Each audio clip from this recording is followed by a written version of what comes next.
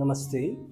ಈ ದಿನದಲ್ಲಿ ಹೇಳ್ತಾ ಇರ್ತಕ್ಕಂಥ ಯೋಗದ ಬಹಳ ಮುಖ್ಯವಾದಂಥ ವಿಚಾರ,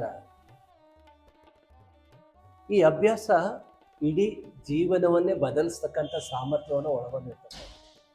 ಹಿಂದಿನ ದಿನಗಳಲ್ಲಿ ಮಹರ್ಷಿಗಳಿಗೆ ವಿಶೇಷವಾದಂಥ ಜ್ಞಾನ ಸಾಮರ್ಥ್ಯವನ್ನು ತಂದು ಕೊಟ್ಟಿರ್ತಕ್ಕಂಥ ಯೋಗದ ಭಾಗ ಗೆಸ್ ಮಾಡ್ಲಿಕ್ಕಾಗತ್ತಾ ಯಾವುದು? ಅದೇ ಧ್ಯಾನ. ಧ್ಯಾನ ಮಹತ್ತರವಾದಂಥ ಯೋಗದ ಭಾಗ. ವಿಜ್ಞಾನ ಇದರ ಬಗೆಗೆ ಬಹಳಷ್ಟು ಅನ್ವೇಷಣೆಗಳನ್ನು ಮಾಡಿದೆ. ಅನ್ವೇಷಣೆಗಳ ಮುಖಾಂತರವಾಗಿ ತಿಳಿಸ್ಕೊಟ್ಟಿರ್ತಕ್ಕಂಥ ಬಹಳ ಮುಖ್ಯವಾದಂಥ ಮಾಹಿತಿಯಿಂದಲೇ ಯೋಗವನ್ನು, ಅದರಲ್ಲಿ ಧ್ಯಾನವನ್ನು ಅಭ್ಯಾಸ ಮಾಡುವುದರಿಂದ ಸಿರೋಟಿನಿನ್ ಅಂತಕ್ಕಂಥ ಹಾರ್ಮೋನು ಬ್ರೈನಿನಲ್ಲಿ ಹೆಚ್ಚಾಗಿ ರಿಲೀಸ್ ಆಗುತ್ತೆ. ಇದು ರಿಲ್ಯಾಕ್ಸಿಂಗ್ ಹಾರ್ಮೋನು. ಇದು ರಿಲೀಸ್ ಆಗೋದ್ರಿಂದ ಸದಾ ಕಾಲದಲ್ಲಿ ಶಾಂತತೆಯನ್ನು ತರುವಲ್ಲಿ ಸಹಕಾರಿಯಾಗುತ್ತೆ. ಮತ್ತು ಧ್ಯಾನವನ್ನು ಅಭ್ಯಾಸ ಮಾಡಿದಾಗ ನಮ್ಮ ರಕ್ತದ ಒತ್ತಡ ನಾರ್ಮಲ್ ಸ್ಟೇಜಿಗೆ ಬರುತ್ತೆ. ನರಗಳ ಹಂತಗಳು ವಿಶ್ರಾಂತಿಯನ್ನು ಪಡೆಯುತ್ತವೆ. ಮನಸ್ಸು ಶಾಂತ ಹಂತವನ್ನು ಪಡೆಯುತ್ತೆ.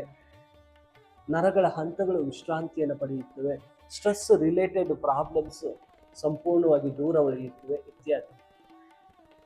ನಾವು ಯೋಗಾಸನಗಳನ್ನು ಅಭ್ಯಾಸ ಮಾಡಿದಾಗ ವಿಶೇಷವಾದಂಥ ಸಾಮರ್ಥ್ಯಯುತ ದೇಹ ಆವೃತ್ತವಾಗುತ್ತೆ. ಜೀರ್ಣಕ್ರಿಯೆ ಉತ್ತಮಗೊಳ್ಳುತ್ತೆ. ಬ್ಲಡ್ ಸರ್ಕ್ಯುಲೇಷನ್ ತುಂಬ ಉತ್ತಮವಾಗಿರುತ್ತೆ. ಕಫ, ವಾತ, ಪಿತ್ತ ಸಮಹಂತಕ್ಕೆ ಬರ್ತವೆ. ಇನ್ನು ಹಲವಾರು ಪ್ರಯೋಜನಗಳು. ಅದೇ ರೀತಿಯಲ್ಲಿ ಮನಸ್ಸಿನ ಒಂದು ವ್ಯಾಯಾಮ ಅಂದರೆ ಧ್ಯಾನ. ಕೆಲವರ ಒಂದು ಅಭಿಪ್ರಾಯ ಅಂದರೆ ಧ್ಯಾನ ಬರೀ ಮಹರ್ಷಿಗಳಿಗೆ ಮಾತ್ರ, ಯಾರು ಗುಹೆಗಳಲ್ಲಿ ಕುಳಿತುಕೊಂಡು ಮಹರ್ಷಿಗಳು ಇರ್ತಾರೆ ಅವರಿಗೆ ಇದು ಅವಶ್ಯಕ ಅಂತ ಹೇಳ್ಕೊಳ್ತಾರೆ. ಧ್ಯಾನ ಪ್ರತಿಯೊಬ್ಬರಿಗೂ ಸಹ ಅವಶ್ಯಕವಾದದ್ದು. ಒಬ್ಬ ವಿದ್ಯಾರ್ಥಿ ಅಭ್ಯಾಸ ಮಾಡಿದ್ದೆ ಆದರೆ ಎಕ್ಸಾಮನ್ನು ಸ್ಪಷ್ಟವಾಗಿ ಫೇಸ್ ಮಾಡ್ತಕ್ಕಂಥ ಒಂದು ಎಬಿಲಿಟಿಯನ್ನು ಪಡಿತಾರೆ. ಒಬ್ಬರು ಪೇರೆಂಟ್ಸ್ ಅಭ್ಯಾಸ ಮಾಡಿದ್ದೆ ಆದರೆ ಮಕ್ಕಳನ್ನು ಗ್ರೋ ಮಾಡ್ತಕ್ಕಂಥ, ಅಂದರೆ ಅವರಿಗೆ ಉತ್ತಮ ಬೆಳವಣಿಗೆಯನ್ನು ತರ್ತಕ್ಕಂಥ ಒಂದು ಸಾಮರ್ಥ್ಯವನ್ನು ಪಡಿತಾರೆ. ಒಬ್ಬ ಬಿಸ್ನೆಸ್ ಮ್ಯಾನ್ ಅಭ್ಯಾಸ ಮಾಡಿದ್ದೆ ಅದರಲ್ಲಿ ಸ್ಪಷ್ಟವಾದಂಥ ನಿರ್ಣಯವನ್ನು ತೆಗೆದುಕೊಳ್ತಕ್ಕಂಥ ಸಾಮರ್ಥ್ಯವನ್ನು ಪಡಿತಾರೆ. ಒಬ್ಬರು ವೈದ್ಯರು ಅಭ್ಯಾಸ ಮಾಡಿದ್ದೆ ಅದರಲ್ಲಿ ಈ ಪೇಷಂಟ್ಸನ್ನು ಕ್ರಮಬದ್ಧವಾಗಿ ಚಿಕಿತ್ಸೆ ಮಾಡ್ತಕ್ಕಂಥ ಒಂದು ಎಬಿಲಿಟಿಯನ್ನು ಪಡಿತಾರೆ. ಒಬ್ಬರು ನಾರ್ಮಲ್ ಕ್ಲರ್ಕಿಂದ ಮ್ಯಾನೇಜರ್ವರೆಗೂ, ಒಬ್ಬರು ನಾರ್ಮಲ್ ಪರ್ಸನ್ನಿಂದ ಇದ್ದು ಮಿನಿಸ್ಟರ್ವರೆಗೂ ಎಲ್ಲರಿಗೂ ಸಹ ಧ್ಯಾನ ಅವಶ್ಯಕವಾಗಿರುತ್ತೆ.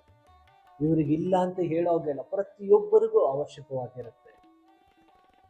ನಾವು ಕುದಿತಾ ಇರ್ತಕ್ಕಂಥ ನೀರಿನ ಮುಂಭಾಗದಲ್ಲಿ ನಿಂತು ನಾವು ನಮ್ಮ ಪ್ರತಿಬಿಂಬವನ್ನು ನೋಡ್ಲಿಕ್ಕೆ ಪ್ರಯತ್ನಿಸ್ತಾ ಕಾಣೋದಿಲ್ಲ. ಏಕೆಂದರೆ ನೀರು ಕುದೀತಾ ಇದೆ. ಅದೇ ನೀರು ಶಾಂತವಾದಾಗ ನೋಡಿದಾಗ ಪ್ರತಿಬಿಂಬ ಕಾಣುತ್ತೆ.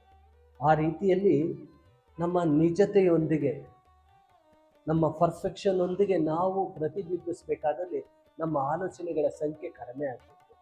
ಒಂದು ದಿನಕ್ಕೆ ಸುಮಾರು 60,000 ಆಲೋಚನೆಗಳು ಬರ್ತವೆ.